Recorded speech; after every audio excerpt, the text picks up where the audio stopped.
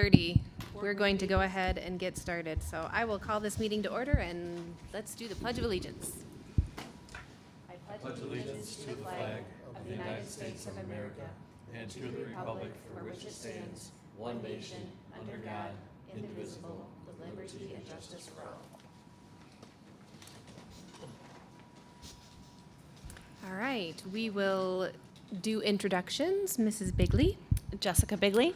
Superintendent Greg Eating. Rachel Wade. Jason Beckrow. Bill Scaletta. Scott Allen. Lori Von Koenig.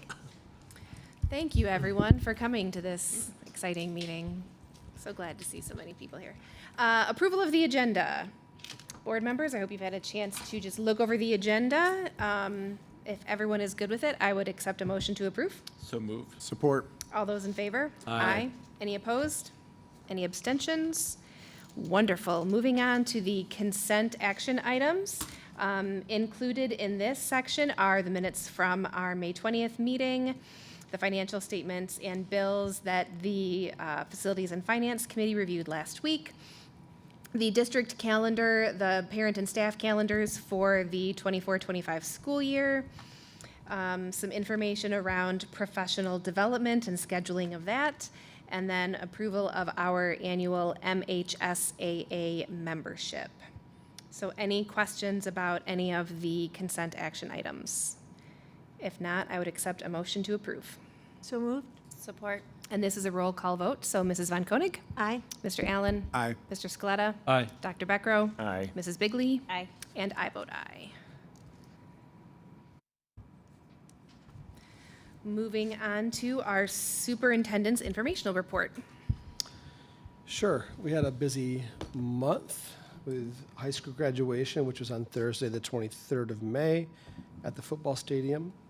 Dr. Joel Jewell was honored as Lakeshore's distinguished alumni, and he delivered a great speech. It was a beautiful night with graduates and families sticking around after the ceremony to take photos and socialize for well over an hour. I think I was there for an hour after, and it was still hundreds of people on the football field yet. On June 5th, the district staff gathered in the auditorium for the annual end-of-the-year celebration. We honored our retirees, who included Kate Cap Frazier from Hollywood, Amy DeLoria from Hollywood, 34 years at Hollywood, by the way, Curtis Partee from the high school, Renee Donarski from the high school, Sherry DeVries from Stewart. Tracy Althouse announced Sherry DeVries from Stewart and Kristen Hopkins from the high school as winners of the Totsky Nye Support Staff Persons of the Year. And Sean Schrader and Christy Erickson announced Sandra Blau and Dawn Knuth as winners of the R. James Johnson Distinguished Educators Award. And Rachel Wade, our board president, capped off the celebration by talking about the impact that each person has on the life of a student, and she encouraged everyone to continue being the why for our students. It was a great event and it summed up a fantastic school year that we had. We are now in summer mode, which means some construction things throughout the district, which those of you who came to the meeting tonight know very well. The parking lots are getting redone, which will be great. The new drive at the middle school is getting closer each week to being ready. I think there's actually pavement down now for that, which is cool. And there are several small projects happening in each building in the district. If those are tuning online or want to know, we have pretty much all of our buildings are closed for anyone just coming through the door to meet. I would call ahead of time if you're coming to meet with anybody at one of the schools. So that's my report. Excellent. Okay, next up is a report on our strategic plan. So Mr. Eating, what do you have for us? Well, I have some handouts. So I'm just going to do this.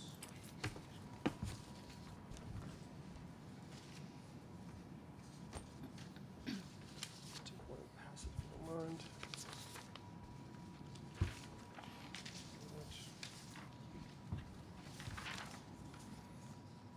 Come on, fingers work. There you go. Thank you.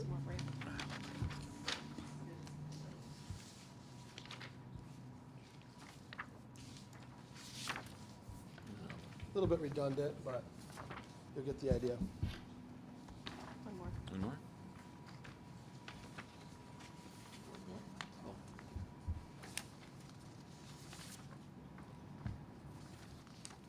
So we began strategic planning actually about a year ago when we did a board workshop, and we kind of talked about what the district wanted to do with strategic planning. And one of the things that came out of that discussion was we really didn't want a 3-ring binder sitting on a shelf somewhere for the next 3 to 5 years, which kind of led us to select the organization called MESA. It's an organization in the state of Michigan, Michigan Association of Superintendents and Administrators, I believe. And that group kind of led our planning throughout this year. So we contracted with them, and they just kind of facilitated the strategic plan. A committee was formed with the board and the admin team. So the Ag Cabinet group with myself, Tracy, Susan Toothman, Natalie Maserata, Jaron Blood was part of that group. And then we had Rachel and Griffin and Lori on the committee as well. And then we also included one principal from each of the levels. So Jerry was there, Allison was there, and Ben McIntyre was there. Interestingly enough, Ben was brand new. Jerry was brand new. Jaron was brand new, all to the district. And I thought it was kind of a neat group to have and provided us a lot of great perspectives. And the that. rest, other than you and Tracy, were all new into their roles. Yes, that's correct. That's correct. We had which allowed a lot of really great questions, I think. A lot of great questions. The next step of that was what you would call information gathering. So the district utilized a product called Thought Exchange, which is almost like a survey-like tool to gather the ideas from the greater community. And that tool received like 10,000 interactions across the community to get information. And then what happens is as people put their thoughts in, then everybody can see everybody else's thoughts, and then they actually put a vote on those from like 1 star or 0 stars up to 5 stars, I believe. And those that get the most stars kind of start bubbling up to the top. And you can kind of see what the general consensus is of your community on certain topics. We also use PowerSchool data, MySchool data, and other data sources throughout the organization. Out of that information gathering, we then met again and put our areas of focus down, which started to kind of focus us in on what it is we wanted to do for this strategic plan. Now, granted, you have to realize the strategic plan is a 1-year plan. Okay? So next year at this time, we'll be presenting the next year's worth of work that we want to do. And those goals may be very similar to what you'll see today, and those goals might be very different. It all kind of depends on how this year goes and what we accomplish. And then after that, we started writing the plan. That plan writing was in 2 phases. One was with that committee. That committee basically formed what you would call the goals and the actions for the plan. And then from the committee work, the admin team put what we would call the tactics to meet each action, and then also the metrics, which basically mean how are we going to measure ourselves to say that we've completed this task. Goal-wise, you'll see the goals written in red up there. The top goal was to provide support and opportunities for student success, both inside and outside of the classroom. You'll see that same term, provide support and opportunities for student success on all of these. And the question is, how do we do that?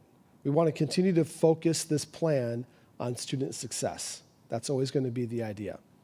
And then the question is, how do we do that? So student success, both inside and outside of the classroom, those action items start focusing us on curriculum, instruction, student behavior, students taking ownership of their own world, more of an active role in their learning. The actions that we came up with are to ensure that students are active participants in their education and self-growth through self-advocacy and student voice. Evaluate current academic offerings to ensure effectiveness, access, and opportunity for all students. And establish environments where all students can learn and thrive by focusing on positive student behavior. And then that's the work that committee did. And then the tactics that we're going to do to meet those actions are really the work that happens next year.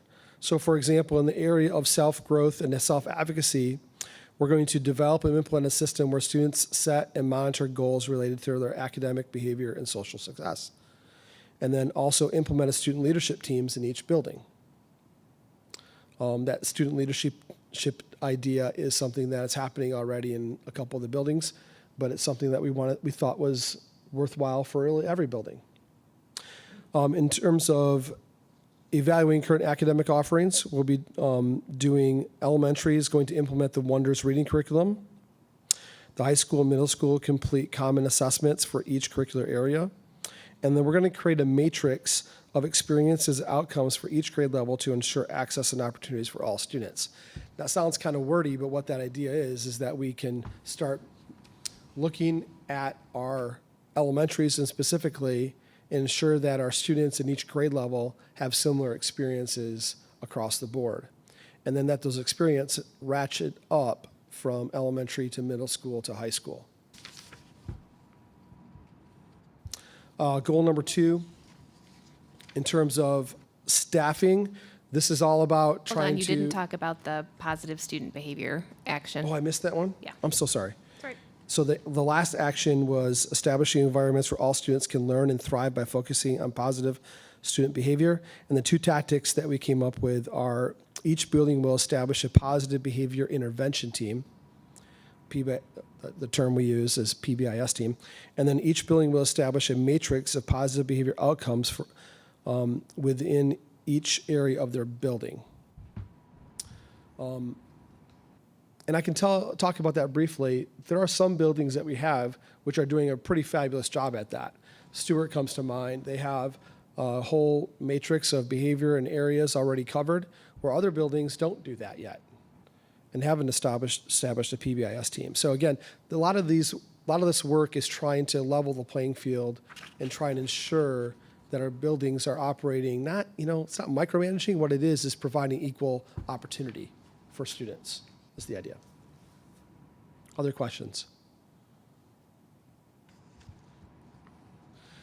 Our second goal was providing support and opportunities for student success through high quality staffing. And honestly, this is about retaining, attracting, and growing our people. So a lot of the tactics in this are things that we are doing a pretty good job of already and have started just this past year and I want to really hone in on. And some of these are some new ideas.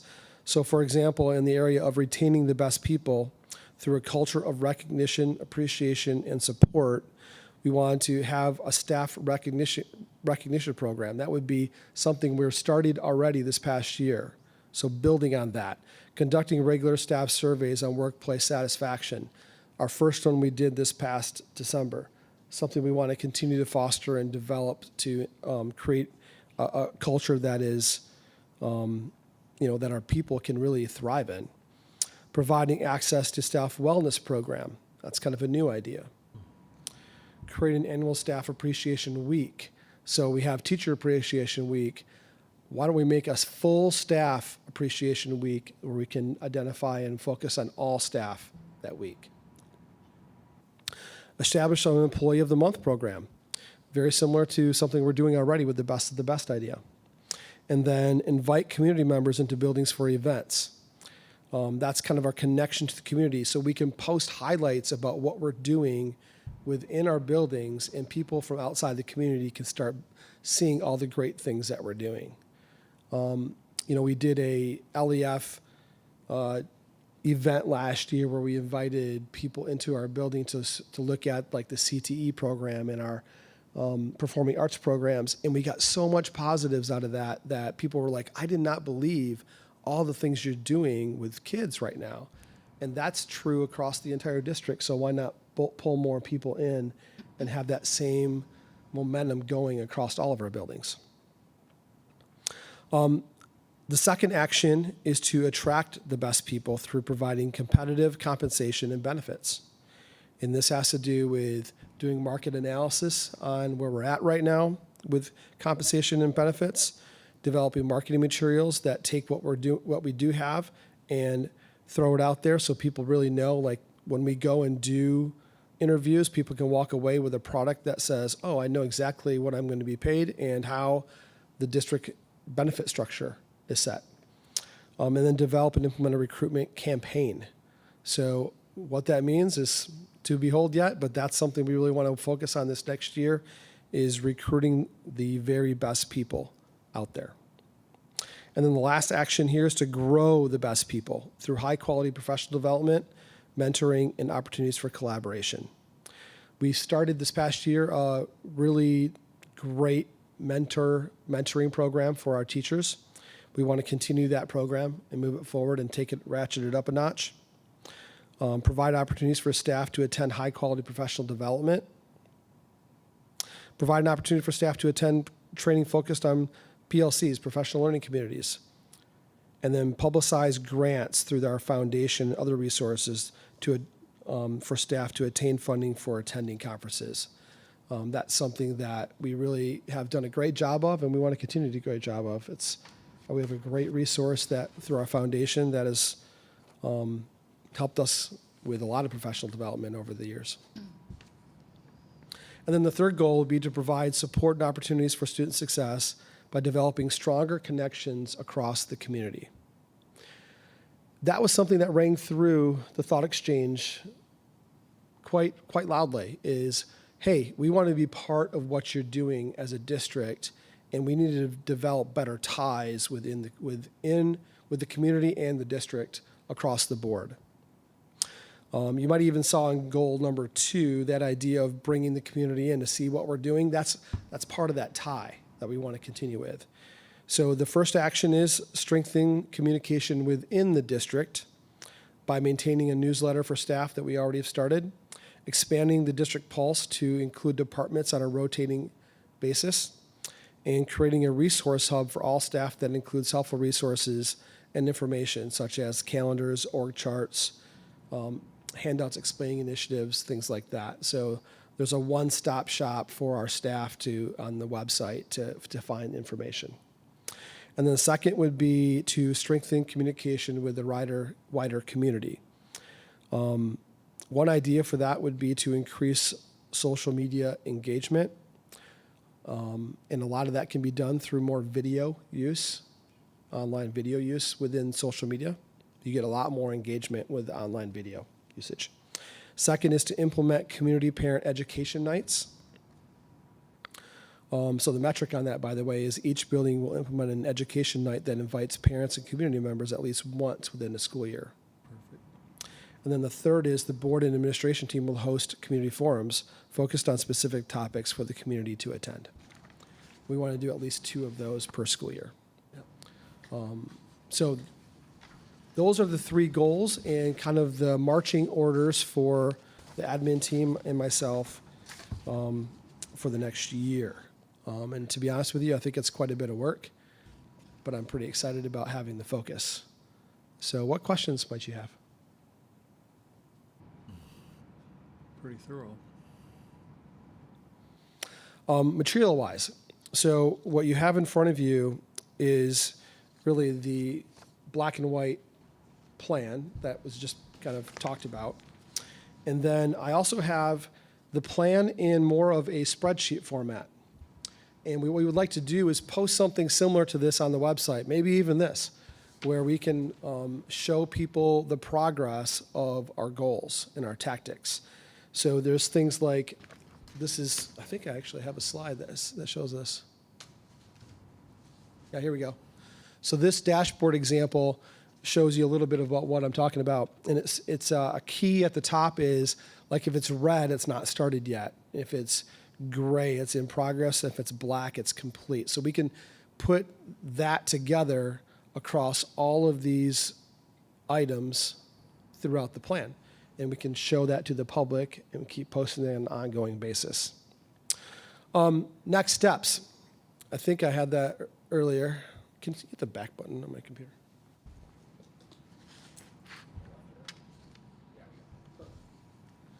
So next steps, we want to really align what we're doing to our strategic plan. So we're going to align our school improvement plans, my goals, the board committee work, all of those things we want to align to the strategic plan. That way we're not doing, different things in different areas. We're kind of focused in one area. The second is the dashboard idea. The third item for next step is to develop easy-to-read materials for general use. I gave you an example, the boarding example, but it looks something like this. Really clean, simple example where you have kind of the goal number 1 is student success. Goal number 2 is high-quality staff. Goal number 3 is community connections. And then we kind of put some bullets underneath those so that anybody can see what we're doing in a very clear language and kind of get an idea of what the district is doing over the next year. And then the last step there is to update our mission and vision. So we haven't done that work in a long time. And as the committee worked through this, they said to them, we all said, hey, I think it's time. I think it's time to do that work, and we can bring in our Mesa consultant again and kind of have her work through that mission and vision with us again. And I think that would make a lot of sense. In fact, she talked through that of how she's done that work in the past with other districts, with other organizations. After that strategic plan's in place, reshifting that mission and vision to be more applicable to our current world that we live in right now. So, questions? No longer state-of-the-art technology. Not a question, but Lori, as one of the participants on the committee, what was your experience in helping to craft all this? Well, it was interesting, the process, and I thought that the facilitator was excellent. She kept us, on task, and I thought that we worked really well together, and I'm impressed by after what we came up with, I'm impressed with what the administration came up with on that, the specifics. It really kind of puts everything into a nutshell, and it's Yeah. and it's easy to read and understand. I think the big thing is that people need to know that this is 1 year. Right. Yeah, and I think that's important. Yeah, this is a living, breathing plan. That's one thing we keep talking about all the time. This is not something that's going to sit on a shelf. We want people to understand what we're doing and that it has an idea that we have a lot of work behind it. It's focused for the future, but not so far out there, And I like the way you can keep track of where you're at, because it's not bad to roll something to another year if you Right. find that it's bigger, but it's accountability. Yep. It gives accountability. Yeah, I would say that, the two things that were very important to us as we went into this was that this was a 1-year plan, right? Because if COVID taught us anything, planning out, 3 years, things can change at the drop of a hat. And so we wanted to stay hyper-focused on what we knew we could accomplish in 1 year, and making sure that it was achievable. And so there are a lot of other things that are important, but we can't do everything that's important all at once, or we'll do a little bit of a lot of things and we won't really move the needle anywhere. So this isn't to say that other things aren't important, but we have to stay kind of ruthlessly strategic and hyper-focused on what the task at hand is.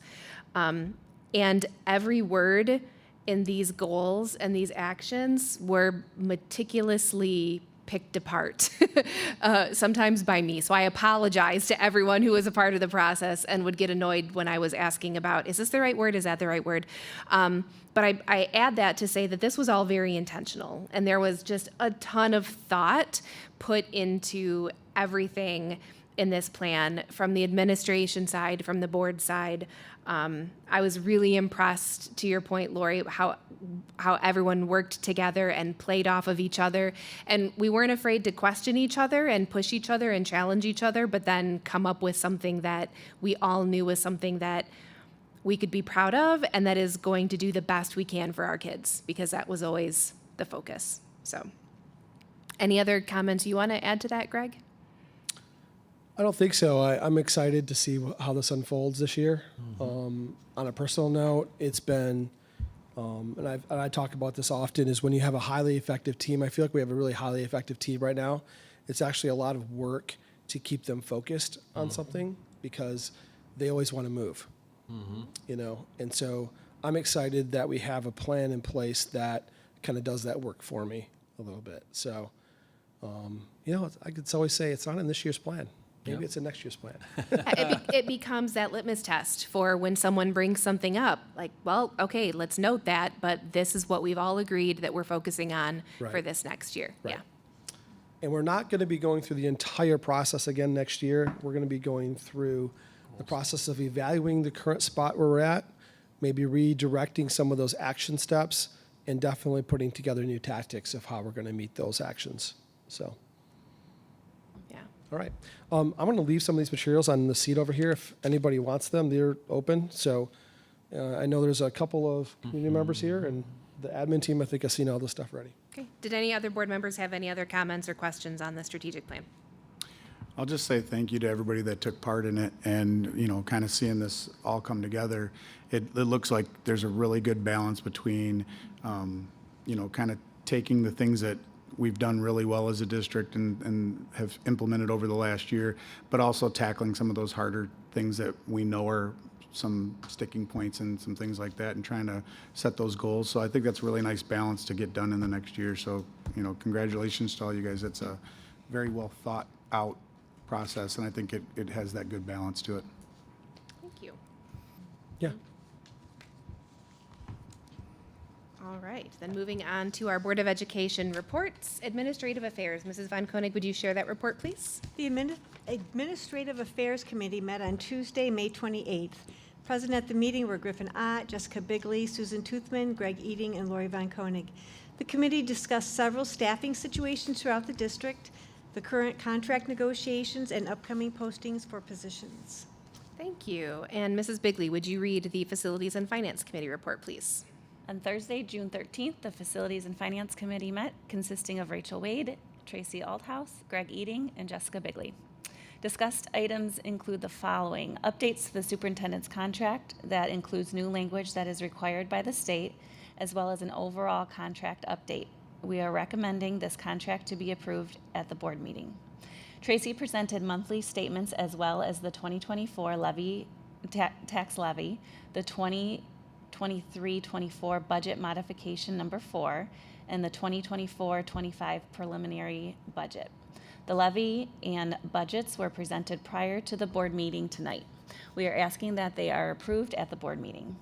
Greg spoke about the ongoing negotiations with the union, as well as we are awaiting the State Aid Act. Thank you. Mr. Eating, personnel updates for us. Yeah, we have some hires, new certified staff hires. 4 new certified staff were hired for this coming school year. Brendan Tubbs earned his bachelor and master's degree from Michigan State and has accepted the position of high school science teacher. Robert Ebeling is a Lakeshore graduate who has just earned a bachelor's degree from Central Michigan University and will be teaching 7th grade social studies. Hunter Vines earned a bachelor's degree from Western and will fill the Hollywood kindergarten vacancy. And Danae Boyden received her bachelor's degree and master's degree from Michigan State and will become the new science teacher at the high school. Excellent.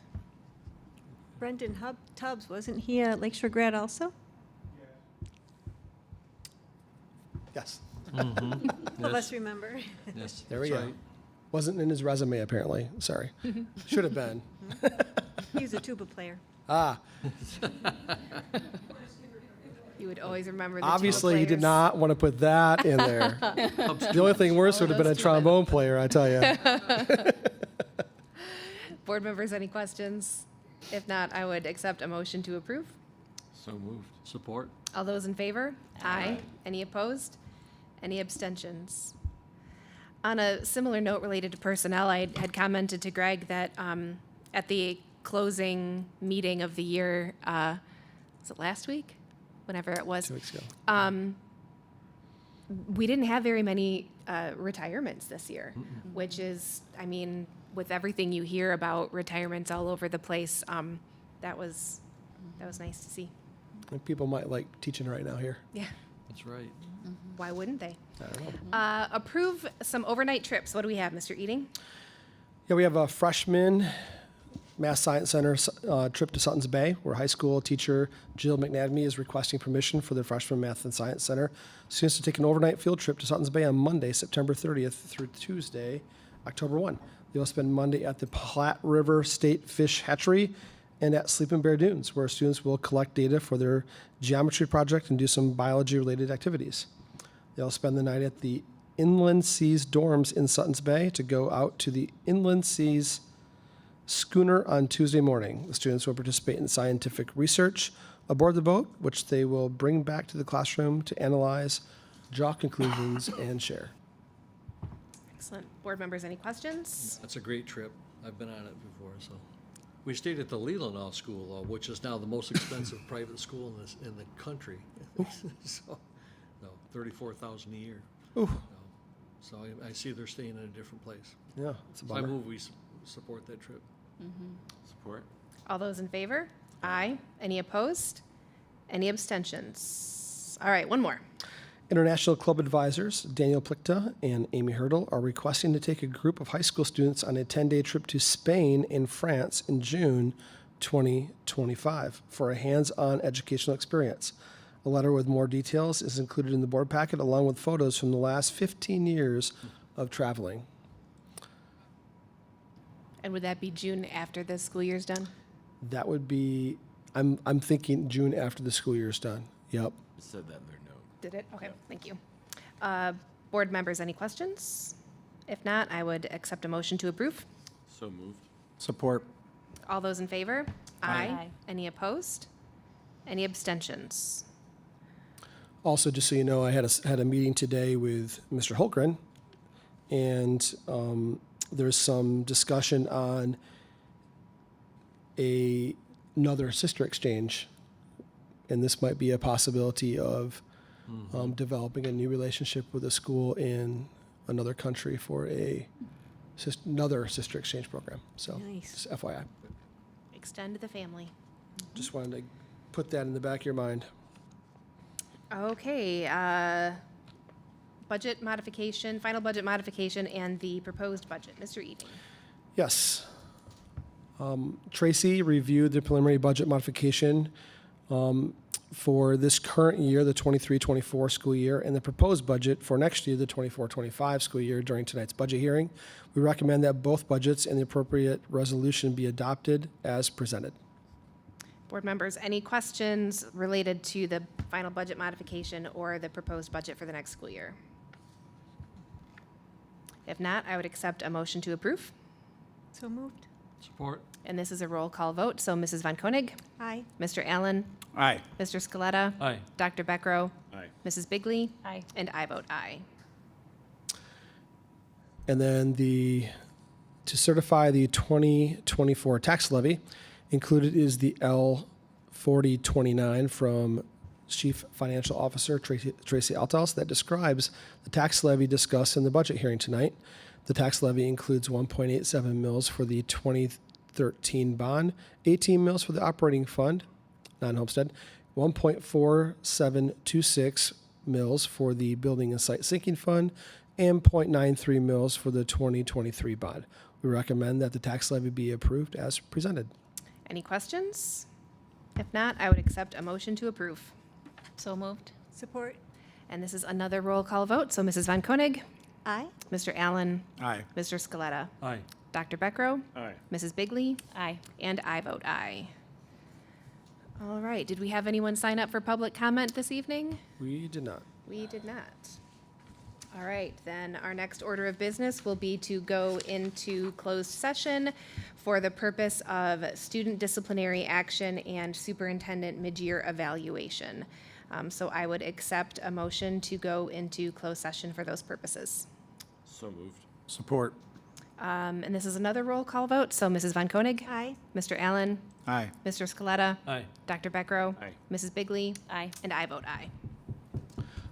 Those of you who are present, you can hang around for a few minutes, but I think we're going to use this space for the closed meeting. So the space next door is really hot, so I think we're going to try and do it in here if we can. Before we All right. leave, Something. next Can't we call Minnesota and get it done? No, next board meeting is in the morning. it's in the morning at 7:30 15th. on the Be the 15th, I third believe. Monday of Yep. July for the holiday. Okay, thank Yep. you.